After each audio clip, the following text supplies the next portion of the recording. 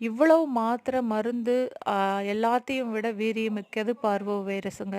இவன கூட்டிட்டே போயிருச்சு. 10 நாளும் தொடர்ந்து டாக்டர்ட்ட போனோம். ட்ரீட்மெண்ட் எடுத்துக்கிட்டோம். ட்ரிப்ஸ் போட்டோம். அடுத்த நாள் வந்து பிளட் கூட மாத்திக்கலான்னாங்க. இன்னொரு பெட்ட கூட்டிட்டு வாங்கன்னு. அதுக்குள்ள எல்லாம் நடந்து முடிஞ்சிருச்சு. நீங்களும் செல்லங்கள வீட்ல வச்சிருந்தீங்கன்னா, அட்வான்ஸா கூட்டிட்டு போய் இப்பவே பார்வோ வைரஸ் வேக்சின் போட்டு விட்டுருங்க. இழப்புகளிலிருந்து நம்ம மீண்டு வரவே முடியாதுங்க. வீட்ல ஒருத்தர் மாரி ஆயிர்றாங்கல்ல. வார்த்தையால விவரிக்கவே முடியாது. ஆனா தொடர்ந்து நம்ம இந்த வேலைகள செஞ்சுட்டே தானே இருந்தாகணும். நம்ம வீட்ல ஒரு 5 பேரு, வெளியில அவுட் சைட்ல ஒருத்தன் இருக்கான். அவனுக்கும் நடக்க முடியாம ஏதோ கால் ஆக்சிடென்ட் போல. வயசானவனா இருக்கான். அவனுக்கும் நம்மளால முடிஞ்ச இந்த உணர்வ பகிர்ந்து குடுக்குறாங்க.